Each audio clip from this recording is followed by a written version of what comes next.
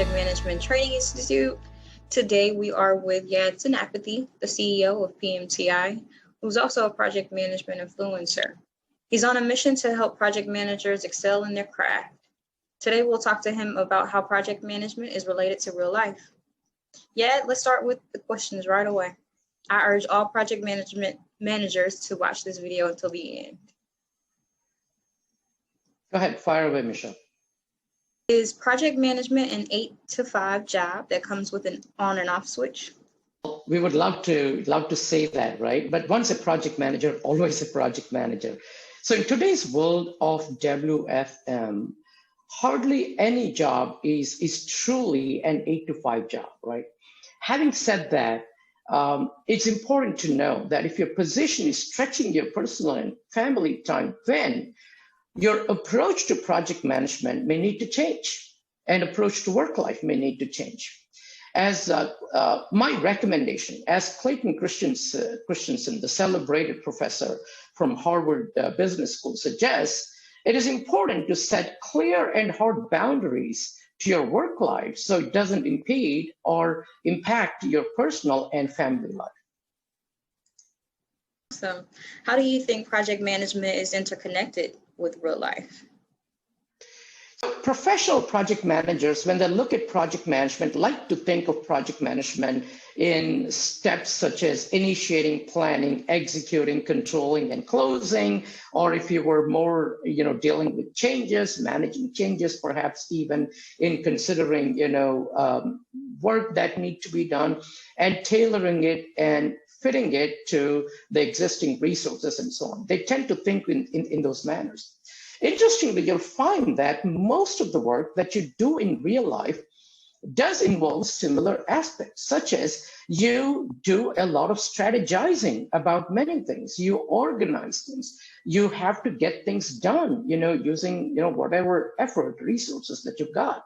You need to track and monitor various aspects of life, and sometimes have to work towards bringing things back to a steady state. So things are in the expected, are performing to an expected level. And eventually when things do end, you have to shut things off.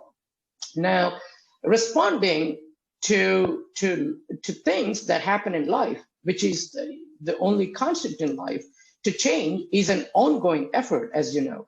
So yes, I think there's a lot of, correlation between understanding project management and how things happen in real life. Absolutely. Well, with you saying that, have you ever caught yourself implementing a project management approach in your real life? What examples might you have?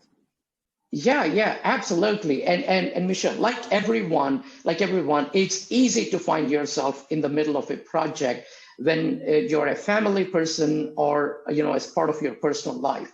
And examples abound. Here's a couple of them that come to my mind right away.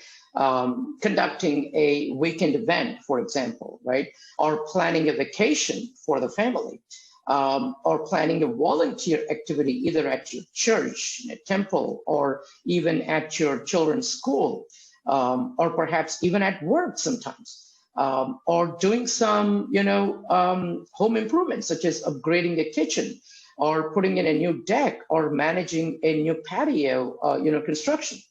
Now, strategizing, planning, and implementing comes very, very extensively. For example, in somewhat of intense projects for individuals, such as making a move from your existing apartment to a new apartment or to a new house. There's just so many instances in real life, and you can take, your entire kids' education, for example, as a very large program with, built-in projects, as well as combining the approaches of agile and hybrid to manage it. Very interesting. Well, do you think your project management skills help you be a better friend, spouse, and father?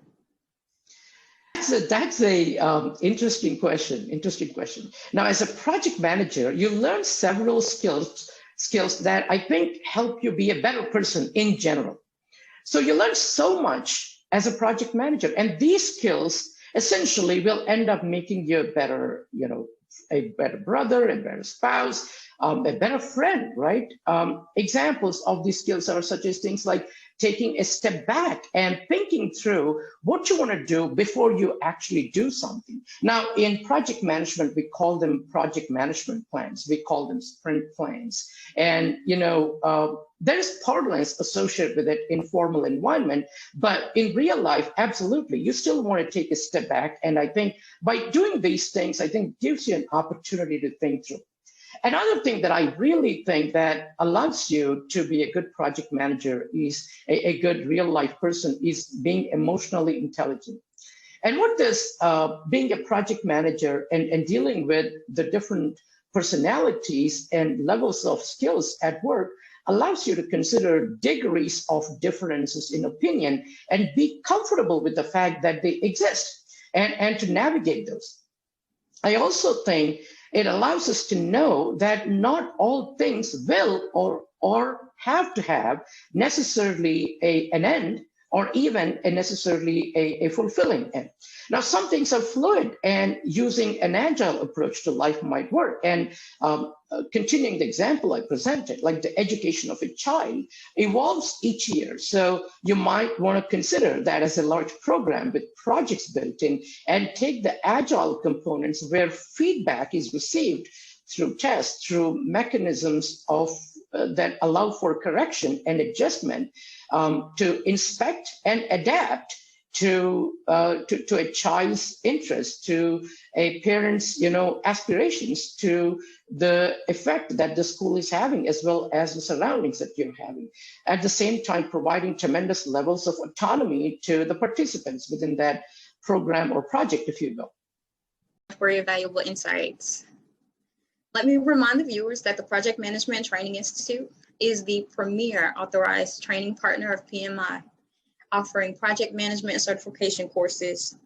We'll catch up with you in the next episode. This is Michelle signing off.